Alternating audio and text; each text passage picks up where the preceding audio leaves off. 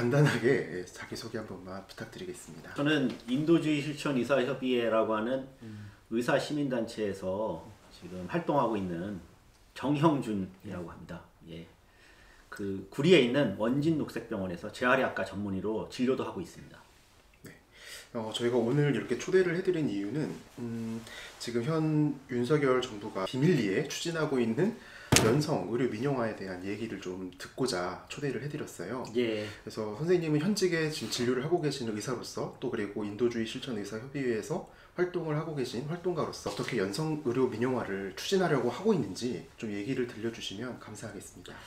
일단 이 정부의 어떤 그 정책은 뭐 비밀리라고 할 수는 없고 단어나 아니면은 이런 정책 용어들을 이렇게 다른 방향으로 사용하기 때문에 이해하기 어렵게 이렇게 만든다라고 이렇게 좀 정의를 드릴 수 있고요. 대표적으로 이제 작년 12월 4일경에 이제 정부가 발표하고 이후에 윤석열 대통령이 직접 나와서 이야기를 한 그런 건강보험 보장성 강화가 상당히 이제 재정을 악화시켜서 포퓰리즘 정책으로 이제 문제가 있으니까 건강보험 보장성 강화 정책에 대해서 제고하겠다. 이런 이제 발언들이 이야기만 딱 들었을 때는 재정 문제가 있으니까 낭비 없는 의료를 위해서 건강보험 보장성 문제를 해결하고 그 다음에 뭐 건강보험 보장성이라는 게 이제 청취자분들께서 이제 정확하게 이해를 어떻게 보면 하시는지 모르는데 저희가 이제 진료를 받았을 때 제가 직접 내는 어떤 의료비가 줄어드는 게 이제 보장성이 강화된다고 하는 겁니다. 건강보험공단에서 내주는 돈이 더 많아지는 거죠. 아무튼 그런 부분들에 대해서 이제 이 정부가 이야기를 대단히 약간 좀 이렇게 두리뭉실하게 이렇게 합니다.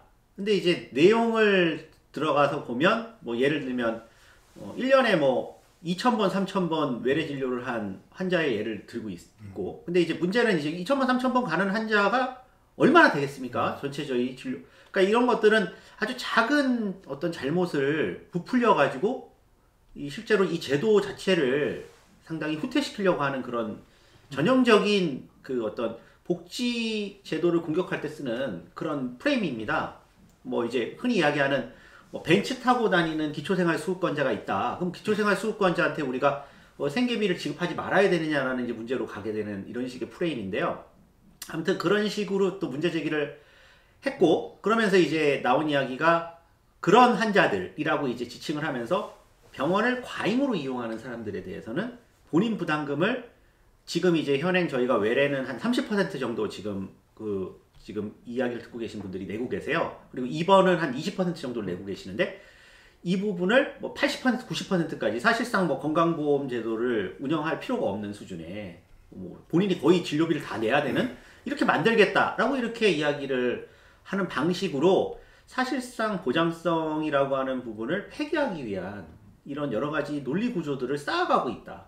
근데 이제 이 부분에 대해서 현재 이제 상당히 많은 어떤 이런 것들을 분석해야 되는 언론, 특히나 이제 보수 언론들은 건강보험 재정이 이제 문제가 생길 수 있으니까 그만 더 이상 이 서비스의 어떤 그런 보장성 부분을 강화하지 않아야 된다는 데다 이제 무게를 실어주고 있으면서 이제 그냥 딱 들었을 때는 국민들이 이거 우리가 내는 건강보험료로 운영하는 건강보험을 좀 알뜰살뜰 잘 이용해야지 이렇게 이제 만든다는 거죠.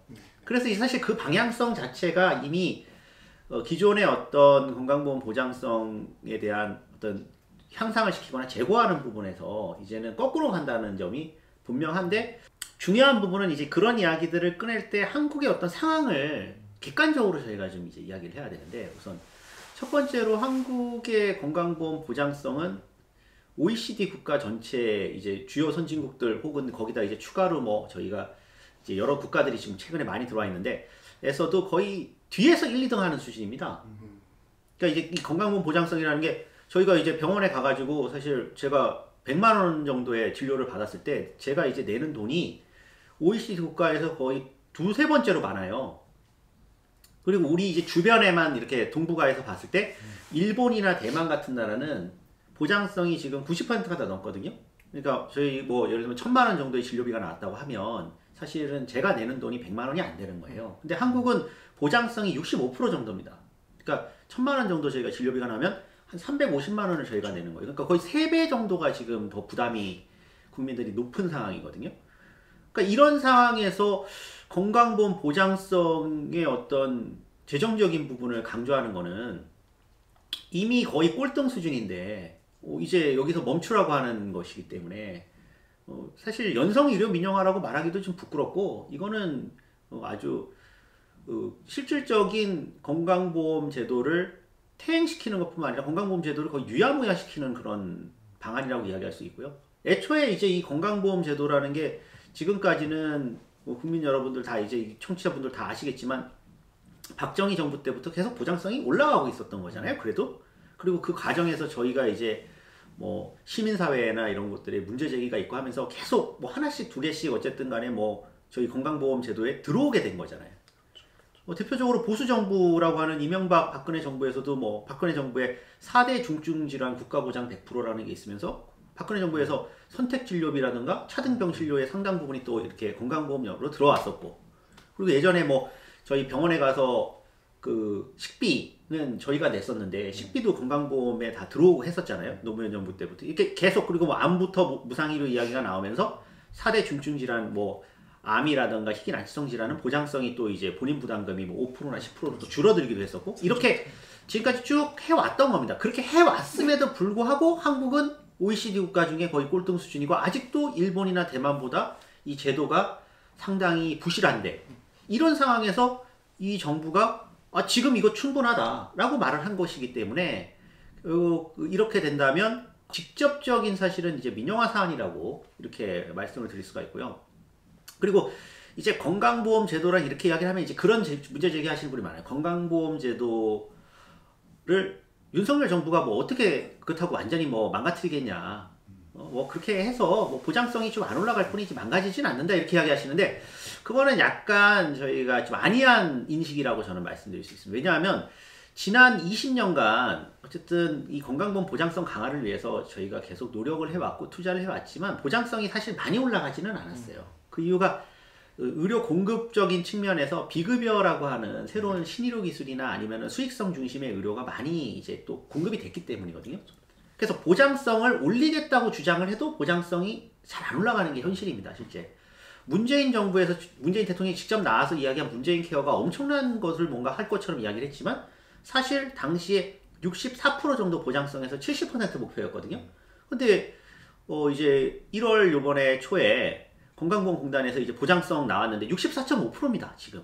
문재인 정부 5년 지나면서 약속한 70%는 커녕이고 65%도 못했어요. 이게 윤석열 정부에서 소위 이야기하는 뭐 20조를 썼는데 효과가 없고 뭐 이야기인데 효과가 없었던 것이 아니라 20조를 넣어서 64.5%밖에 안 된 거거든요. 그럼 20조를 안 넣었으면은 이거는 거꾸로 간다고 봐야 됩니다. 공적자금 쓰는 게 무서워가지고 이거를 역행하겠다고 한다면 사실 그만큼의 비용을 또 국민들이 직접 호주머니에서 내야 돼요. 그러니까 이런 문제들을 종합적이고 어떤 큰 시야에서 바라보지 않고 그냥 단순히 재정학적으로 접근해가지고 현재 거의 꼴등 수준인 보장성에 대해서 이렇게 문제 제기를 하는 거는 이제 이 상태로 만약에 5년이 지나간다고 하면 극단적인 이야기로는 현재 뭐 다른 부분들에 대한 통제 수단이나 이런 것들을 강력하게 동원하지 않는다면 보장성이 엄청 많이 떨어지게 됩니다. 그러면 극단적으로 보장성 수준이 거의 이제 OECD 국가 꼴등으로 떨어질 수도 있고 아니면 미국처럼 사실 건강보험이라고 하는 것들이 미국도 이제 저희 청취자분들이 미국이 이제 건강보험제도 없다고 알고 계시지만 65세 이상은 메디케어라는 이제 제도가 있어요. 65세 이상에 대해서는 왜냐면 고령층은 그렇게 공적 그 보험이 아니고서는 민간보험에서는 돈이 너무 많이 들어가기 때문에 민간보험 상품 자체가 나오기가 어렵거든요. 그래서 미국도 메디케어라는 상품이 있습니다. 아무튼 이 메디케어라고 하는 공적보험 제도의 보장성이 세계적으로 낮아요. 근데 미국도. 근데 그것보다 지금 한국의 건강보험의 보장성이 낮거든요. 그럼 이제 미국보다 훨씬 나빠진다고 봐야 됩니다. 사실 나이 드신 분들 입장에서는. 그리고 이제 젊은 사람들의 입장에서는 그래도 건강보험 제도가 있으니까 미국보다 낫다고 생각하시는 수준이라면 한국이 사실은 이제 의료 보장과 관련해서는 국제적으로 가장 형편없는 나라가 되는 거죠. 이런 이제 인식의 틀이 지금 충분히 이제 언론이나 아니면은 이런 시민사회 지식인들 그리고 이제 여러 활동가들이 공감을 하시면서 이 심각성을 좀 인지할 필요가 있는데 그게 지금 충분히 안 되고 있는 게 저는 문제라고 생각을 합니다. 제가 듣기로는 작년 말에 이제 정부 예산안 이제 결정하는 과정에서 예, 그 공공의료기관에 그런 기재부 명의로 공문이 내려온 걸로 듣기는 들었어요. 예, 예. 공공의료기관이 앞으로는 이제 예산을 좀 줄여 나갈 점차 예산을 줄여 나갈 예정이니까 예, 공공의료기관이 민간 의료기관과 경쟁을 해야 한다. 그런 식의 취지의 공문이 좀 내려온 걸로 얘기를 들었거든요. 근데 선생님 뭐 이미 잘 알고 계시겠지만 우리나라의 공공의료 수준이 매우 낮은 편이기 때문에 예, 그런 식으로 민간 병원과 공공의료기관이 점점 경쟁을 하게 되면 건강보험의 보장성도 점차 떨어질 거지만 환자분들이 어떤 어려움을 더 겪게 될 것인가, 이 공공의료에 관련해서도 윤석열 정부가 지금 어떤 정책을 취하고 있는지 그걸 좀 알려주시면 감사하겠습니다. 아주 중요한 말씀을 하셨습니다. 그러니까 사실 지금 제가 앞부분에 이야기한 부분은 이제 건강보장과 관련되어 있는 공적보험과 관련해서 제가 개괄적인 말씀을 드렸는데 윤석열 정부에서 이제 중요한 부분 의료 공급과 관련해서도 직접적인 이제 민영화를 사실상 수행하려고 하고 있다라고 이제 말씀드릴 수가 있어요. 이제 가장 중요한 부분이 의료 공급에 있어서는 의료 공급이 이제 적정 공급을 해야 되고, 그 다음에 이제 이것이 공적 통제를 어느 정도 받아서 영리를 추구하지 않게끔 하는 것이 이제 대부분의 어떤 선진국들의 상례입니다.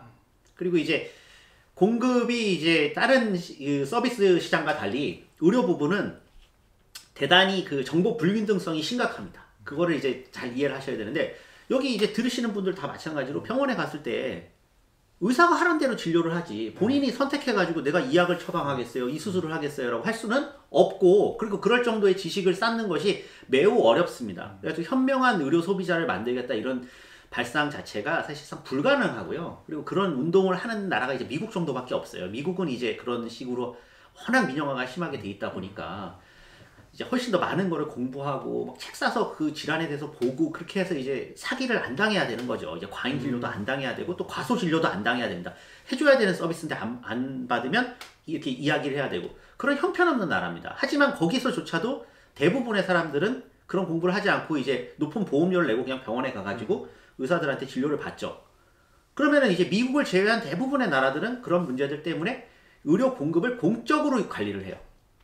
그 대표적인 게 이제 두 가지인데, 1차 진료 부분에서는 주치의 제도 같은 것들을 도입합니다. 그래서 제 주치의가 이제 공적으로 지정이 되어 있기 때문에 그 사람이 제 선의의 대행자로서 그 의사가 어떤 제 건강 상담이나 아니면 제가 뭔가를 해야 될지 말아야 될지에 대해서 조언을 해주고, 그리고 주기적으로 건강 검진을 해주고 관리를 해주는 제도고요. 그리고 이제 하나는 이런 중증 질환이나 입원 질환을 할 경우에는 병원을 공공에서 만들어가지고 거기서 이제 치료를 하죠. 그래서 공공병원이라는 게 사실 이제 준 공무원이기 때문에, 공무원이거나 이제 이분들은 영리를 전혀 추구하지 않고 이제 정해진 어떤 교과서적인 진료와 적정 진료 수준에서 환자를 치료를 합니다. 근데 이제 한국 같은 경우는 다 이제 경험해 보셨겠지만, 우리 지금 길 가다가 만나는 대부분의 병의원이 거의 전체 병의원의 기관수로 95%가 다 민간 병원이거든요. 그리고 이 민간 병원 중에 반은 개인 병원입니다. 개인 병원은 개인이 영리를 위해서, 의사 개인이 영리를 위해서 만든 거예요. 그래서 한국에서 사실 이제 그 대부분의 사람들이 내가 좀 병원에 가면 과잉 진료 당하고 있는 게 아닌가라고 생각을 하고 체감을 하고, 여론조사 같은 걸 해도 한 60-70%가 사실은 과잉 진료에 대해서 경험했다고 진술하는 것이 한국의 어떤 슬픈 현실입니다. 근데 이제 이런 부분들을 그나마 우리가 이렇게 조절할 수 있는 게 건강보험으로 이것이 묶여져 가지고, 건강보험 진료 내역 같은 경우는 어떤 걸 어떻게 했는지에 대해서 이제 건강보험 심사평가원에서 내용도 평가하고, 그다음에 가격도 다 정해져 있죠. 뭐 이 병의원의 의사가 정해주는 어떤 고가의 치료라고 하는 것들이 없죠. 건강보험 영역은. 그렇죠. 근데 이제 그거 외에 이제 비급여라고 하는 부분은 이제 의사가 부르는 게, 이 병원이 부르는 그 값이 마음대로 이제 시장가로 결정이 되기 때문에 훨씬 더 과잉 진료 영역에 이제 노출이 돼 있는 거고요. 그래서 이제 이런 부분들을 사실 해결하기 위해서는 한국도 이제 웬만큼 사는 나라라고 하면, 병원 같은 경우는 이제 지금 전체 병원의 뭐 아까도 이야기했지만 5% 정도가 지금 공공병원이고, 그 다음에 병상으로 한 10% 정도가 공공병상인데, 이거를 최소한도 한 30%까지는 해야 되지 않느냐라고 하는 여러 가지 그간의 합의가 있었습니다.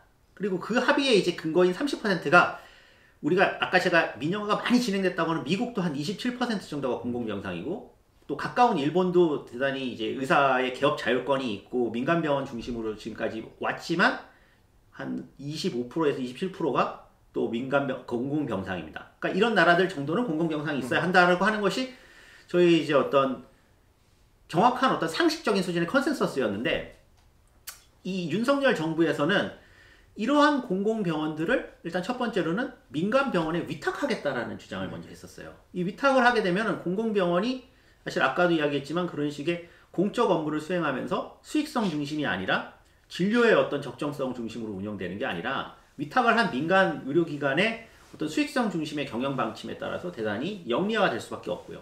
그리고 또 이 위탁을 함으로써 그 병원의 어떤 공공성 자체가 이제 상실되는 거기 때문에 이건 직접적인 민영화라고 할 수 있죠. 민간 병원에다 넘겼으니까.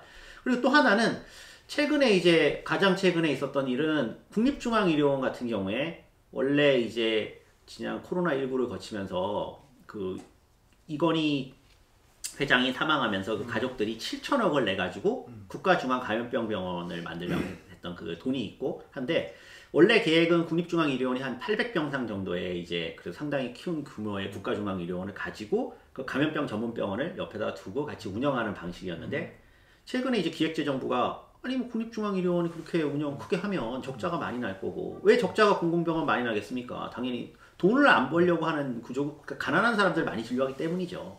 아무튼 그런 것에 대한 어떤 국가의 일반에게 재정 투입에 대해서 부정적인 견해를 펼치면서 저소득 취약계층들만 선별적으로 진료할 거니까 500병상 정도의 기존 어떤 종합병원 수준으로 운영을 해라라고 지금 이제 지침을 정한 상황입니다. 이거는 명확한 공공병원에 대한 축소 행위이기 때문에 이제 이전 정부에서 이제 코로나를 겹치면서 국가의 어떤 지역 거점 병원이나 이런 것들을 공공병원 만드는 계획들이 좀 나왔었는데 그것들이 다 지금 지지부진화 되어 가고 있고 특히나 그런 과정에서 이런 공공병원들의 건립과 관련돼서는 기획재정부가 주도를 해가지고 이제 그 어떤 채산성이 있는지 없는지를 이제 평가하는 작업들을 통해서 사실상 이것이 뭐 적자가 많이 날 것 같으면 무조건 안 짓는 방향으로 이런 식으로 지금 이제 프레임을 짜고 있습니다. 일단 공공병원은 적자가 생겨도 지어야 되는 거죠. 왜냐하면은 저희가 소방서, 경찰서 적자가 난다고 운영 안 하겠습니까? 학교 적자 난다고 운영 안 하겠습니까? 필수 시설입니다. 병원이라는 것은 그 시설이 없음으로 인해서 사실 그 지역이 소멸할 수가 있고 공멸하는 거거든요. 근데 그런 기본적인 사회 서비스를 제공하고 기본적인 어떤 그 지역사회 서비스를 제공하는 것들을 사실 공적으로 공급하지 않으면 민간에서 이제 들어가면 되는 게 아니냐 이렇게 지금 윤석열 정부 이야기하는데 그렇게 하면 수익성 있는 것들만 하게 되는 거죠. 그러다 보니까 한국에서 지금 벌어지고 있는 가장 심각한 상태가 지역 소멸입니다. 지금 지방에 가면은 응급의료기관 없고 분만기관 없고 자 하나만 말씀드릴게요. 분만기관이 없으면은 거기에 그 신혼부부가 가서 어떻게 살죠? 못 삽니다. 그러니까 살지 말라는 이야기죠. 그럼 그래서 이제 분만기관이 없으니까 그동안 역대 정부들이 제일 많이 했던 게 민간의료기관이 거기 가서 그나마 뭐 산부인과 의원이나 병원을 하라고 하면서 가산수가를 줬어요. 가산수가라는 게 이제 기존의 서울이나 수도권에서 이제 분만했을 때 받는 금액보다 뭐 100%를 2배를 거의 인상해가지고 돈을 준 적도 있어요. 그래도 거기서 민간의료기관은 가서 그 분만할 수 있는 산부인과 병의원을 운영하지 않습니다. 왜 그럴까요? 행위수가 그만큼 증가할 수가 없죠. 거기 사람이 많지 않기 때문에. 결국은 그런 식으로 뭔가 기존의 시장 자본주의적인 어떤 시장주의적인 측면에서 상품 가격을 또 높게 쳐준다고 해서 이 시스템이 운영될 수가 없는 거죠. 대부분의 외국에서는 그렇기 때문에 그런 취약지는 전부 공공병원이 다 들어가서 운영을 합니다. 왜냐면 적자가 나더라도 거기 운영을 해야 되니까요. 안 그러면 거기서는 젊은 신혼부부는 살 수가 없는 거죠. 자, 그 다음 이야기가 그렇게 연계되는 게 바로 학교 문제 아닙니까? 지금 한국에서 지역에 학교가 없는데 거기서 그 학령기 아이들이 있는 가족들이 어떻게 삽니까? 그러니까 이런 연계되어 있는 구조들을 전혀 지금 다 해체해가지고 다 민간에서 알아서 하게끔 인센티브만 주면 된다는 이 사고 자체는 대단히 천박한 거고 실제 작동하지 않습니다. 시장 실패가 예정이 되어 있는 것들에서 자꾸 시장을 이야기해봤자 시장이 작동하지가 않죠. 그런데 이 윤석열 정부가 코로나19를 거치면서도 아까 말씀하신 대로 공공의료기관들을 더 늘리기는커녕 계획들도 지금 백지화시키고 예산도 깎고 있는 공공의료기관도 민영화한다. 이것은 제가 봤을 때는 한국의 어떤 사회 정책 전반에 명확한 후퇴이고 이거는 약간 유연하게 민영화를 추진할 거라고 초기에 예측을 좀 하는 사람들이 있었는데 실제 지금 1년이 거의 다 돼가는 1년은 안 됐죠. 뭐 아무튼 올해 2023년인데 넘어오면서 최근에 이제 체감하는 바는 훨씬 더 직접적인 민영화를 추진하고 있다라고 말씀드릴 수 있습니다.